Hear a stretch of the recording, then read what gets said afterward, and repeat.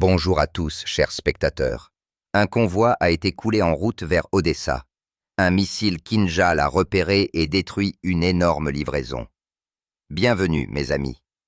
Un convoi a été coulé en route vers Odessa.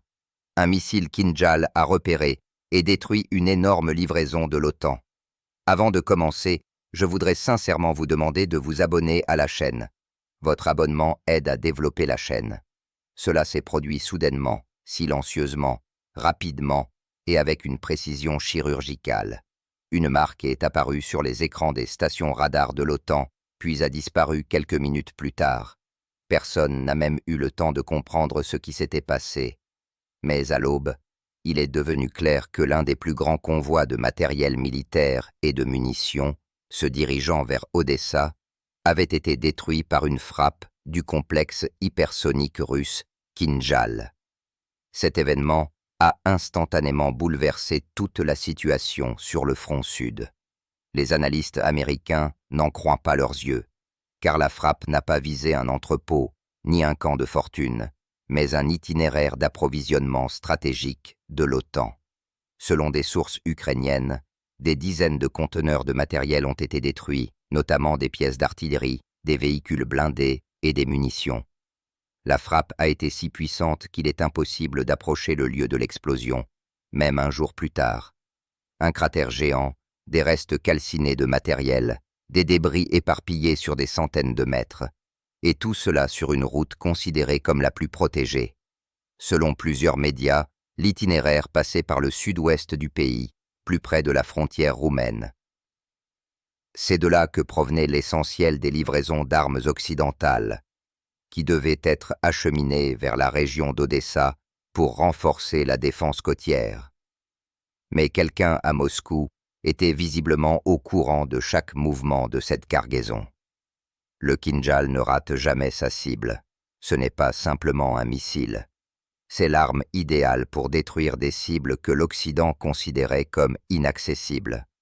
Apparemment, la frappe a été le résultat d'une longue opération de reconnaissance. Selon les experts, l'itinéraire d'approvisionnement était surveillé depuis le déchargement dans le port roumain de Constanta. Les services de renseignement russes ont enregistré le transbordement des conteneurs sur des plateformes ferroviaires, et ensuite, ce n'était qu'une question de temps. Dès que le convoi a franchi la frontière et est entré en territoire ukrainien, le signal a été transmis et le missile hypersonique est parti, en suivant la désignation de la cible. La vitesse du Kinjal le rend pratiquement insaisissable.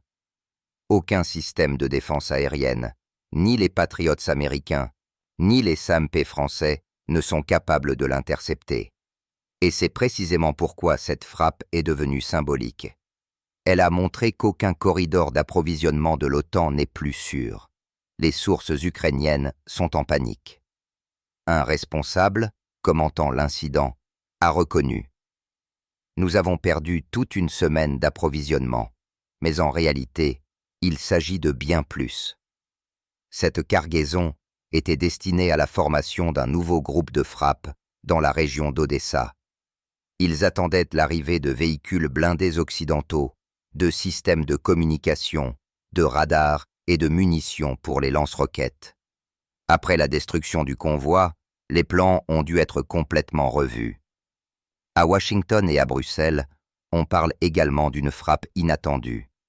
Mais derrière cette phrase se cache la confusion, car la veille encore, les conseillers occidentaux assuraient à Kiev que leurs itinéraires d'approvisionnement étaient solidement protégés.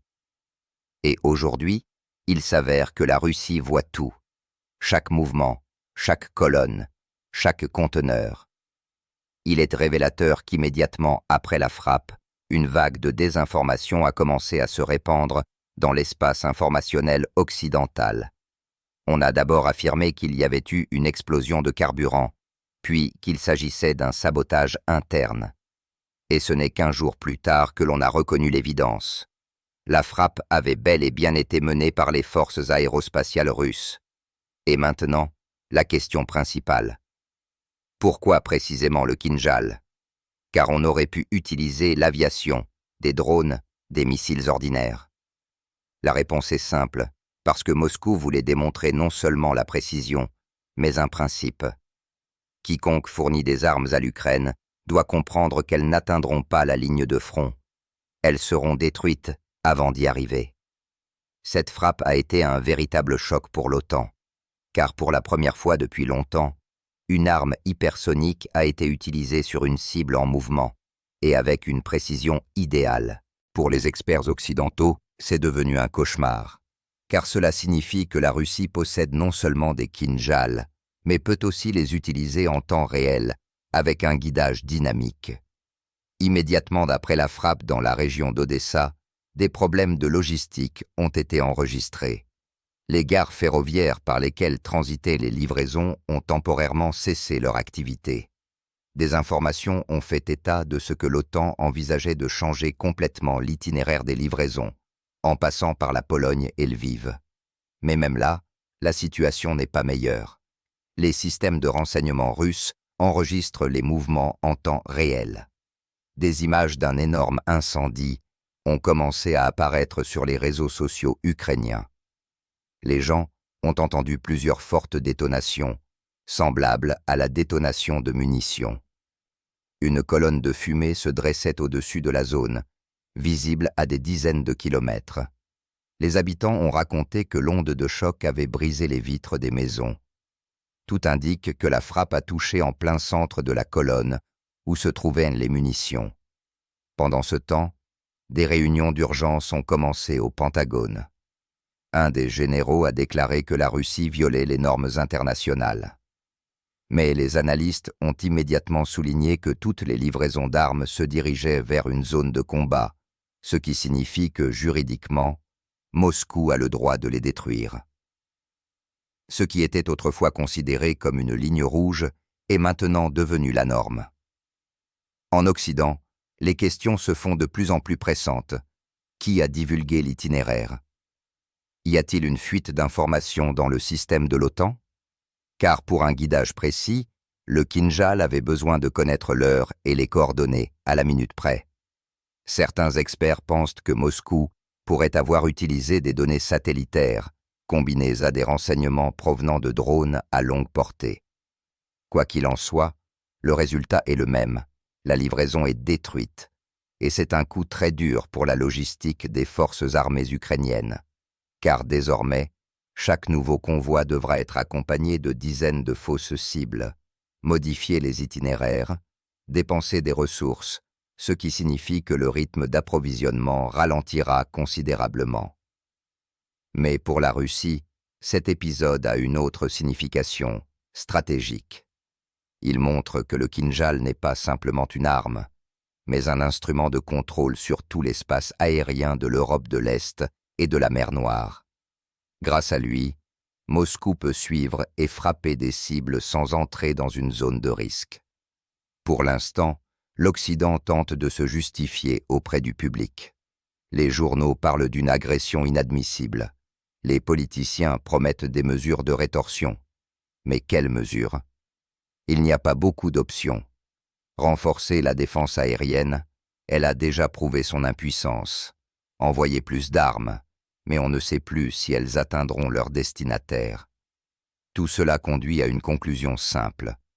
La Russie a montré qu'elle contrôle le sud de l'Ukraine, non seulement depuis les airs, mais aussi au niveau du renseignement. Et si auparavant l'OTAN espérait dissimuler les itinéraires d'approvisionnement, c'est désormais impossible. N'importe quelle colonne peut être détruite en quelques minutes. Cependant, ce n'est que le début de l'histoire, car la frappe sur la route d'Odessa n'est pas simplement un épisode militaire, mais un prologue à une opération bien plus vaste.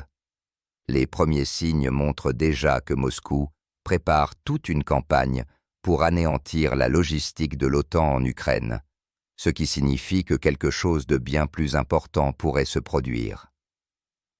Analysons pourquoi cette frappe est devenue un signal pour tout l'Occident et comment elle va changer le cours de la guerre. Car derrière cet épisode, il y a bien plus qu'un simple missile. C'est le début d'une nouvelle phase où la vitesse et la précision sont déterminantes.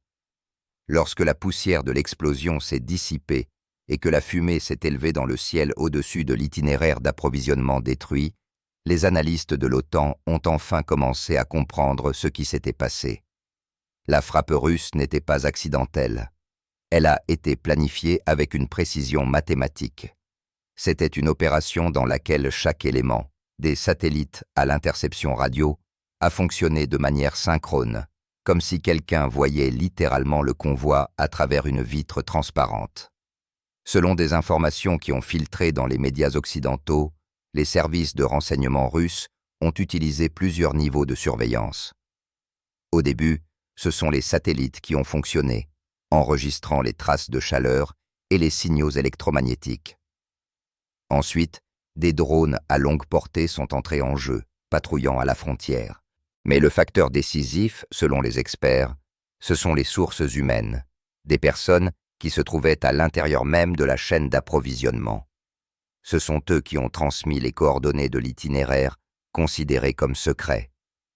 L'armée américaine est furieuse, car une fuite d'informations provenant des systèmes de l'OTAN est un scénario cauchemardesque. Tout indique que l'un des sous-traitants participant au transport était lié au service de renseignement russe. Une enquête interne a commencé au Pentagone.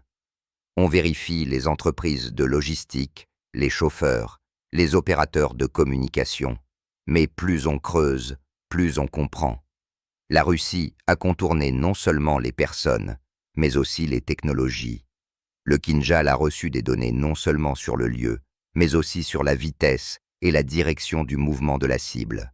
Cela signifie que le système fonctionnait en mode de guidage dynamique. En d'autres termes, le missile se dirigeait vers un objet en mouvement et non vers un point fixe. Pour l'OTAN, c'est un choc, car aucun missile occidental ne peut faire cela. Les premières images du lieu de la frappe, apparues sur les réseaux ukrainiens, ont été rapidement supprimées, mais des copies se sont déjà répandues sur le réseau. On y voit des débris calcinés de véhicules blindés portant le marquage de pays de l'OTAN, des conteneurs fondus, des roues tordues de plateformes ferroviaires. Un des témoins a dit « Le ciel s'est illuminé comme le soleil, puis la terre sous mes pieds s'est soulevée. » Cette explosion est devenue le symbole de la destruction du mythe de l'inviolabilité des livraisons occidentales. Pendant ce temps, la panique règne à Kiev. Le commandement exige de l'Occident de nouvelles livraisons, mais la logistique est paralysée. Les cheminots refusent d'emprunter les itinéraires qui ont été touchés. Les aiguilleurs exigent une protection supplémentaire, et les entreprises de sécurité augmentent leurs tarifs de plusieurs fois. Personne ne veut être le prochain. À Bruxelles, les conseillers de l'OTAN cherchent frénétiquement une explication à la question de savoir pourquoi les services de renseignement russes savaient tout, jusqu'aux horaires des trains et à la composition des convois. Un des généraux, lors d'une réunion à huis clos, a prononcé une phrase devenue emblématique.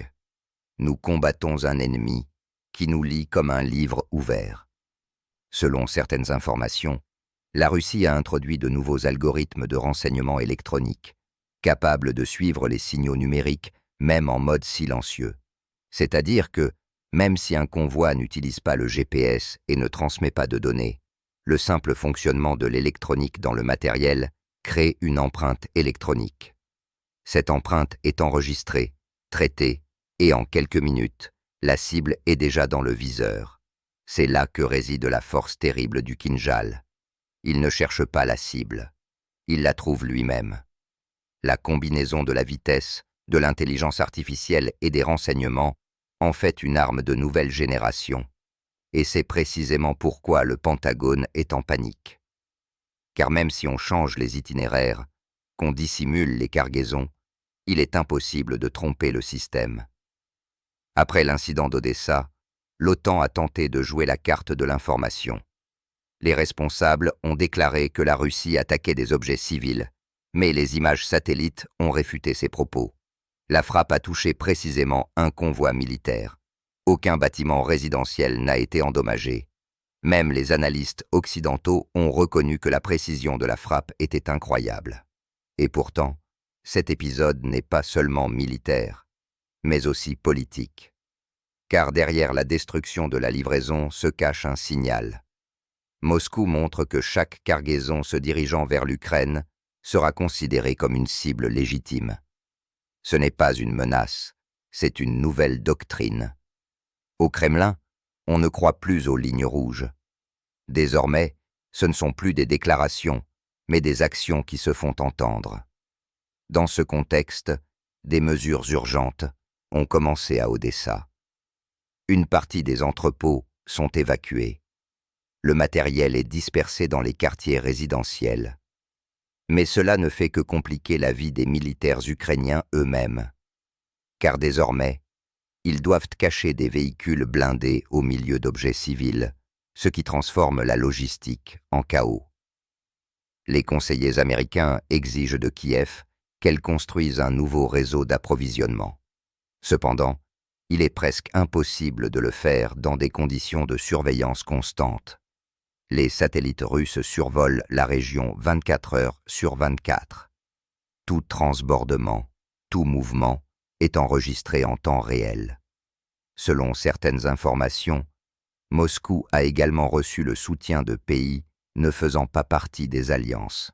Plusieurs sources indépendantes affirment que des systèmes de surveillance de pays amis dans la région ont été connectés au suivi des itinéraires d'approvisionnement.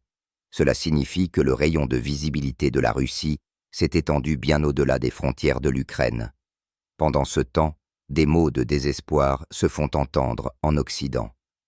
Un des analystes de l'Institut américain d'études internationales a déclaré en direct « Si la Russie est capable de détruire nos livraisons à des centaines de kilomètres de distance, alors l'idée même de soutenir Kiev perd son sens. » En Ukraine même, les rumeurs se multiplient selon lesquelles des spécialistes étrangers auraient pu accompagner le convoi. Après la frappe, leurs traces ont disparu. Il n'y a ni confirmation officielle, ni réfutation. Mais des allusions sont apparues sur les chaînes Telegram, selon lesquelles des instructeurs de l'OTAN faisaient effectivement partie du groupe. Si cela est vrai, alors la frappe du Kinjal est devenue non seulement une sensation militaire, mais aussi politique. Alors que Kiev fait semblant que rien ne s'est passé, les accents commencent à changer sur la scène internationale. Certains pays européens laissent entendre avec prudence qu'ils ne sont pas prêts à continuer les livraisons à l'aveugle. Car si même l'itinéraire le plus protégé se transforme en cendres en quelques secondes, alors le risque de perdre des milliards de dollars augmente chaque jour. Mais il existe une autre version dont discutent les experts. La frappe sur le convoi est un avertissement. La Russie montre à l'Occident que toute cargaison traversant la frontière peut être détruite avant même d'être déchargée. Ce n'est pas simplement une démonstration militaire, c'est une stratégie de pression psychologique. Elle frappe non pas le matériel, mais les nerfs. Et à en juger par la réaction, cette stratégie fonctionne. Le Pentagone a soudainement suspendu une partie des livraisons, invoquant la nécessité de vérifier les itinéraires. Et à Kiev, les pénuries de munitions ont recommencé. Tout cela est une conséquence directe d'une seule frappe. Il est désormais clair que la Russie ne se contente pas de détruire la logistique, elle change la structure même de la guerre. Car dans la guerre du futur, ce n'est pas celui qui tire le plus souvent qui gagne, mais celui qui voit le plus loin et agit le plus vite. Mais le plus intéressant est à venir, car cette frappe, selon les experts, pourrait n'être que la première étape d'une nouvelle opération. Bientôt, des attaques pourraient suivre contre les entrepôts dans la région d'Odessa, de Kropyvnytsky et de Mykolaïv. Ce serait une frappe non pas contre le front, mais contre le système d'approvisionnement, contre l'infrastructure même de la guerre. Et si cela se produit, l'Occident sera confronté pour la première fois à une situation où ses armes n'atteindront pas du tout le champ de bataille.